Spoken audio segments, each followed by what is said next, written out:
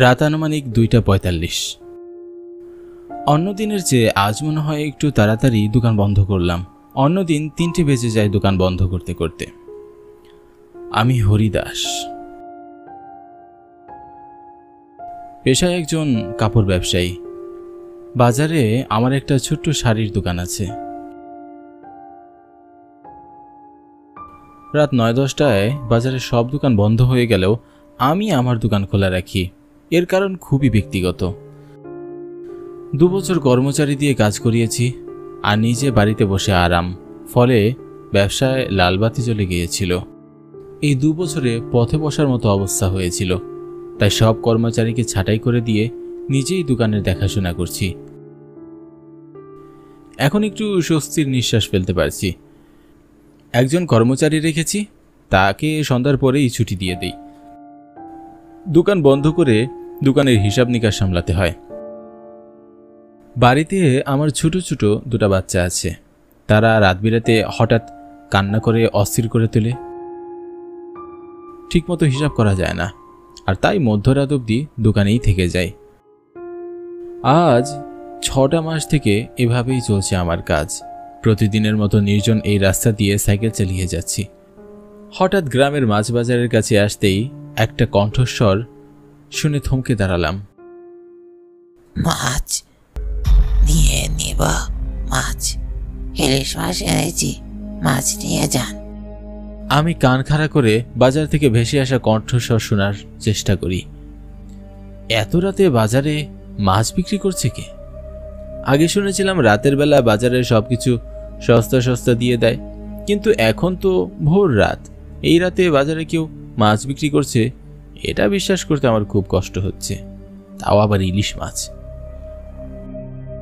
বাজারের ভিতর গিয়ে দেখি তো।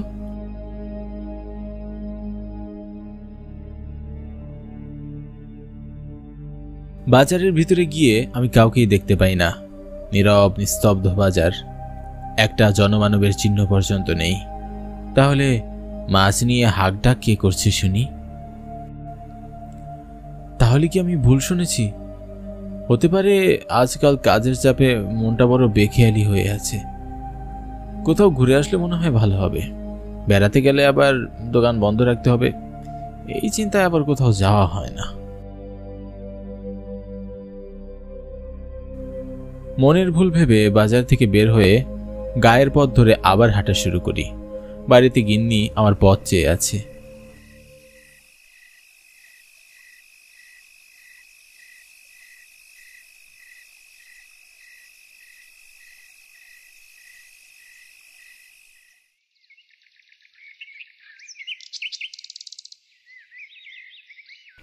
সকাল 8টায় আমি আমার দোকানের উদ্দেশ্যে বেরিয়ে পড়ি। কর্মচারীদের বিদায় করায় বিশ্রাম খুব কম করা হয় আমার। এ নিয়ে গিন্নি অনেক কথা শোনান। দিন দিন নাকি আমি অনেক কিপটে হয়ে যাচ্ছি। কাজের চাপে ঠিকমতো ঘুমানো, খাওয়া দাওয়া এসব করছি না। কয়েকজন কর্মচারী রেখে তাদের দোকানের দায়িত্ব বুঝিয়ে দেওয়ার জন্য গিন্নি রোজ কানের কাছে জ্ঞান জ্ঞান করে। কর্মচারী রাখলে যে পরে দোকান বেচে পালাতে হবে, সেটা আর তাকে বোঝানো যায় না। এখন শান্তিতে দুবেলা দুমুঠো খেতে পারছি, এটাই তার সহ্য হচ্ছে না।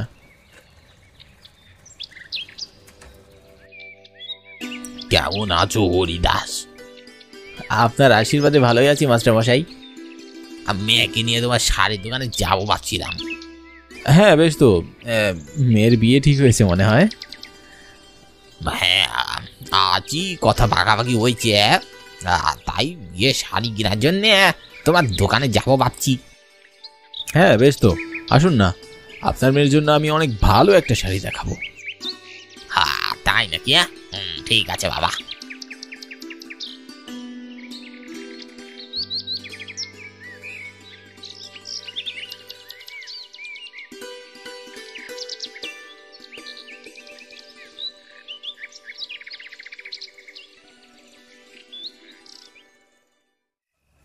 রোজকার মতো দোকানের হিসাব ঠিকঠাক করে দোকান বন্ধ করে সাইকেল নিয়ে বাড়ির উদ্দেশ্যে রওনা হলাম।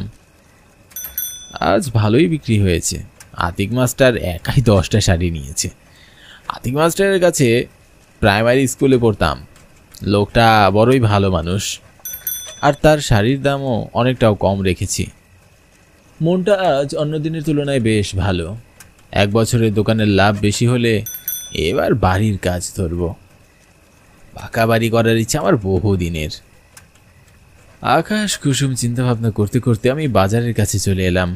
আর তখনই সামনে তাকিয়ে হঠাৎ আমার গা ছমছম করলো। আমার সাইকেলের সামনে একটা বড় সড়ো গাছ পড়ে আছে।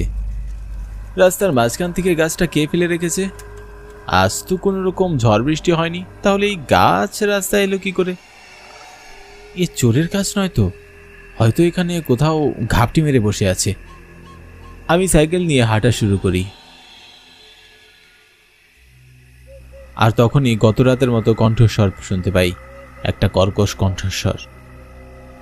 মাছ নেবে মাছ, ভোর রাতের ইলিশ মাছ, মাছ নেবে মাছ। আজও ঠিক বাজারের ভিতর থেকে মাছ বিক্রেতার হাঁক ডাক শুনতে পেলাম। আবার কেমন যেন খটকা লাগছে। পরপর 2 দিন তো আমি ভুল শুনবো না। বাজারের ভিতর গিয়ে দেখি তো। সাইকেল নিয়ে হেঁটে হেঁটে আমি বাজারের ভিতরে চলে এলাম। কাছে যেতেই দেখতে পেলাম একটা লোক সামনে কিছু মাছ নিয়ে বসে আছে। মাছগুলোর দিকে ভালো করে তাকাতেই আমার চোখ চকচক করে উঠল। এ তো দেখছি ইলিশ মাছ। কি আজব ব্যাপার! ভোর রাতে নির্জনেই বাজার ইলিশ মাছ বিক্রি হচ্ছে। ইলিশ দেখে জিভে জল চলে এলো।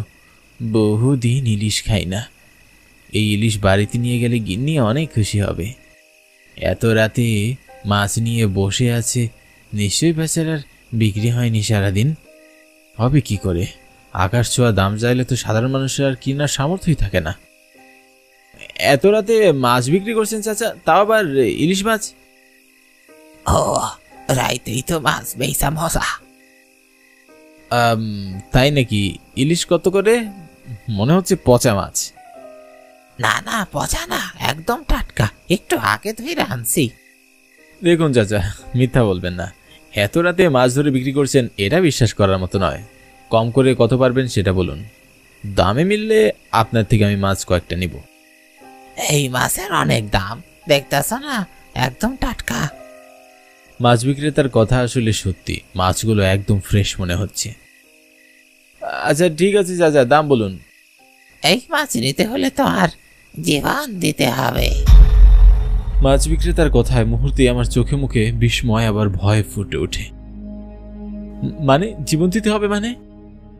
মানে তুই আজকে বাড়ি ফিরতে পারবি না। তোরে আমি অনেকদিন থেকে ধরার চেষ্টা করতেছি।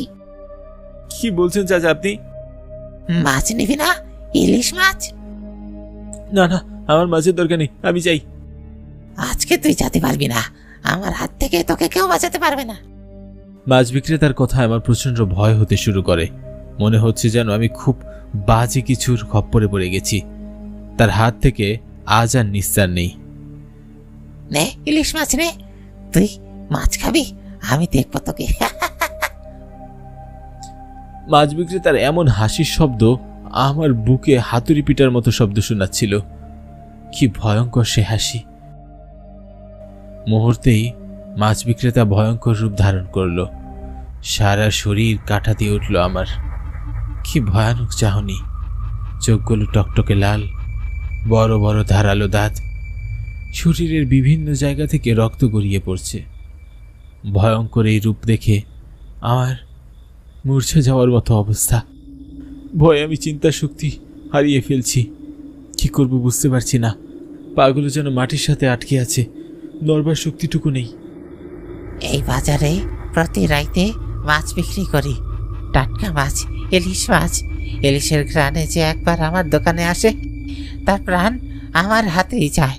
তুইও মরবি না, আমি মরতে চাই না, যেতে দাও আমায়। ভয়ে আমি সাইকেল ফেলে রেখে দৌড়ে পালাই। যত দ্রুত সম্ভব এখান থেকে পালাতে হবে। পেছন পেছন ভয়ঙ্কর চেহারার অশরীরীটাও ছুটে আসছে। এ যেন আমাকে আর ছাড়বে না। দৌড়াতে দৌড়াতে আমি আমার বাড়ির আঙ্গিনায় এসে জ্ঞান হারিয়ে ফেলি। তারপর আর কিছুই মনে নেই।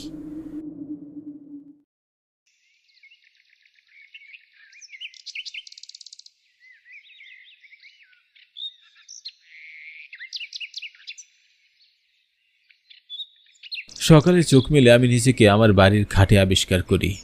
রাতের ঘটনা সব আমার মনে পড়তে থাকে।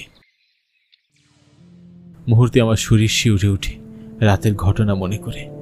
আমি আমার বউকে আরেক মুরব্বীকে সব ঘটনা খুলে বলি। হ্যাঁ, প্রায় ভোর রাতে ওই মাছ বাজারে মাছ নিয়ে একটা বুড়ো লোক বসে। ওই বুড়ো লোকটার নাম কিরণ। কিরণ দা আজ থেকে 6 মাস আগে ওই বাজারেই মারা যায়। কি করে মারা যায় লোকটা? শুনেছি বাজারে এক লোকের সাথে তার খুবই দ্বন্দ্ব হয়, আর তাই রাগের মাথায় নিজের গলায় ছুরি বসিয়ে দেয়। কি মর্মান্তিক মৃত্যু রে ভাই। হ্যাঁ, তারপর থেকে প্রায় মানুষ ভোর রাতে বাজারের রাস্তা দিয়ে হাঁটলে মাছ বিক্রির হাঁক ডাক শুনে। যারা সে ডাক শুনে বাজারে যায় তারাই কিরণদার হাতে প্রাণ হারায়। এই জন্যই তোমায় বলি, রাত বিরাতে বাইরে থেকো না। গ্রামের অবস্থা ভালো না। ভোর রাতে ভূত পেত্তারা উৎপেতে থাকে। তুমি তো আমার কোনো কথাই শোনো না। এখন শুনবো বউ, তোমার কথা না শুনে বড্ড ভুল করে ফেলেছি। আরেকটু হলে আমার প্রাণ হারাতাম প্রেতাত্মার হাতে। রাতের ঘটনা আমি কখনোই ভুলতে পারবো না। ভয় ও আতঙ্কে 7টা দিন আমি জ্বরে কাতরাতে থাকি। সুস্থ হওয়ার পর আমি